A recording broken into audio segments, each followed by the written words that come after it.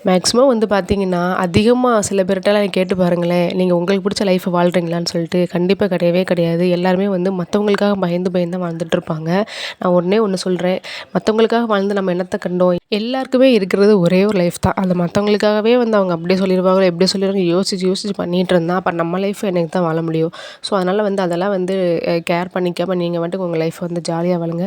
எக்ஸாம்பிளுக்கு பொண்ணுங்கள தாங்க அதிகமா வந்து பாதிக்கிற மாரி வந்திருக்கும். ஏன்னா ஒரு ட்ரெஸ் போட்டாலோ, இல்ல எங்கேயாவது அடிக்கடி வெளியில போனாலோ, இல்ல தனியா வெளியில போனாலோ, ஏதாவது ஒண்ணு ஒண்ணு சொல்லிட்டே வந்து இருப்பாங்க. அதனாலேயே வந்து பார்த்தீங்கன்னா, நம்ம இந்த ட்ரெஸ் போட்டு இப்ப வெளில போணுமா? சரி ஓகே எல்லாரும் இருக்காங்க. இந்த டயத்துல வெளில போணுமா? அப்படின்ற மாரி நமக்கே வந்து தோண ஆரம்பிச்சுரும். ஆனா வந்து அந்த மாரிலாம் இல்லாம, அவங்க நம்ம எப்படி ட்ரெஸ் பண்ணாலும் ஏதாவது ஒண்ணு சொல்லிட்டே தான் இருப்பாங்க. ஸோ அதெல்லாம் கேர் பண்ணாம உங்களுக்கான லைஃப்ப நல்லா ஜாலியா வந்து வாழ்ந்துக்கோங்க. ஏன்னா இருக்கிறது ஒரே ஒரு லைஃப் தான். கடவுள் வந்து நமக்கு ஒரு ஆப்பர்ச்சுனிட்டி தான் வந்து குடுப்பாரு. அந்த டைம்லயும் மத்தவங்களே பத்தி யோசிச்சுட்டு இருந்தா, அப்ப நம்ம ஃபேமிலி, நம்ம சந்தோஷத்த பத்தி யார் யோசிக்கிறது?